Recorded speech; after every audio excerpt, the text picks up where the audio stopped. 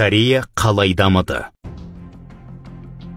Екінші дүниежүзілік соғыстан кейін Корея елінің экономикасы адам көргісіз құлдырады.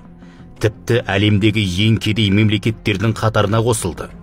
1962 жылғы даму көрсеткіші бойынша Оңтүстік Корея Азия елдердің ішінде соңынан санағанда Үндістаннан кейін екінші орында тұрды.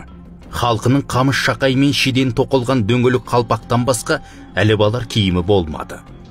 Осы тұста елді мұндай күйден құтқаратын тек ұлттық идеология екенін түсінген бір зиялылар ел басында отырған тұлғаларға барып, Корей халқы тауықтан жақсы ма әлде жаман ба деген жалғыз сұрақ бойынша бүкіл халықтық сауалдама жүргізуге үгіттейді.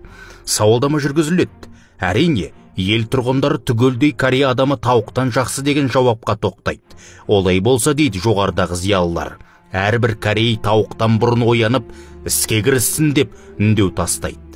Осы бір қарапайым ғана сауалдама күллі халықты ерте тұрып еңбекке жұмылдыра алған.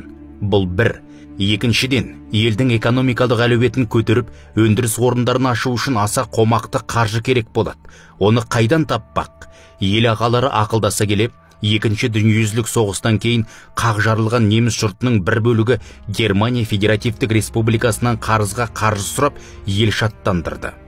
Ол тұста немістер қанды соғыста қирап қалған өндіріс ошақтарын жандандыру үшін жанталасып жатқан. Ауыр жұмыс атқаратын шахталар мен емханаларда тазалаушылар жетіспейтін. Корейлер осы екі жұмысты өздері атқарып, алған қарызды жұмысшылардың еңбек ақысы арқылы төлеуге келісіп, 140 миллион марка несие алады. Сөйтіп үкімет күллі Корей жастарына сауға салады. Корей халқының болашағы үшін жас жанын пида етіп, шетелге ақысы аз жұмысқа кім барады? Қолма-қол 46 мың қыз жігіт білек сыбанып шығады. Көбі орта мектептің жоғары сынып оқушылары, елімнің ертеңі үшін еңбегім садақа. Осылай деп, Кэмпу әуежайынан ұшаққа отырған жанкешті жастар Германияны бетке алады. Жас қыздар адам аяғы жетпейтін қиырдағы ауылдық емханаларға жіберіледі. Олардың істейтін жұмысы өлген адамдардың мүрдесін тазалап жуу. Буыны қатып, белі бекімеген бойжеткен үшін таңнан кешке дейін мәйітпен бірге болу қандай қиын. Бірақ олар төзді. Бірде-бірі кері қайтқан жоқ. Ал 1000 метрлік терең шахтаның астына түскендерше, тарғапаста тұншығып көмір қазды. Немістер 8 сағат жұмыс істесе, корейлердің күндік нормасы 10 сағат. Себебі белгілі. Алғашында даланың жабы жылқысындай тапал торы корейлерге күле қараған жергілікті жігіттер кешікпей олардың шыдам төзіміне бас шайқады. Сөйтіп 1963 жылы Федеративтік Германия басшысының шақыртуымен Оңтүстік Корея президенті Пак Жон Хи елдің астанасы Бонға келді. Корей елінің басшысы Германия канцлерімен бірге елінің ертеңгі үшін құрбандық тоқтысына айналған жастармен жүздесуге барады. Корей басшысын жерлестермен жүздестіру үшін 500 орындық зал дайындалыпты.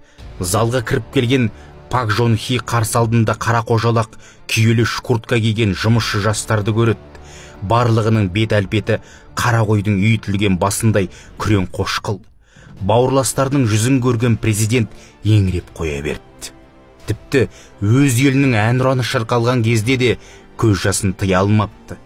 Сондағы жылап тұрып айтқаны: «Уа, менің қырандарым!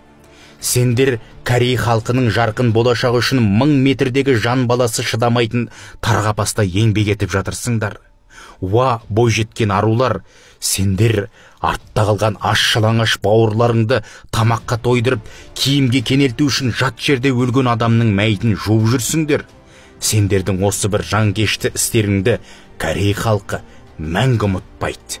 Президентінің еңіреген түрін көрген жанкешті жастар да жылап тұрып, «Біз ешқашан алған беттен қайтпаймыз» деген екен. Қызық болғанда, мұндай оқиғаны көзі көріп, тірідей куә болған Германия канцлері Людвиг Эдхардтың өзі шыдай алмай, көзінен моншақ жас үзіпті. Өйткені Корей президенті қонақ үйде де, көлік ішінде отырып та, ресми кездесу кезінде де тек жылаумен болған екен. Ресми кездесудің 3-ші күні жоғары палата депутаттар алдында сөз сөйлеген Пак: «Сіздерден өтінерім, бізге сеніп несие беріңіздер. Біз де сіздер сияқты көркейіп гүлденейік. Корей халқы уәдесін орындайды, қарызды қайтарамыз» дейді. Нәтижесінде аса көп мөлшерде көмек алады. Осы қаржының арқасында 1965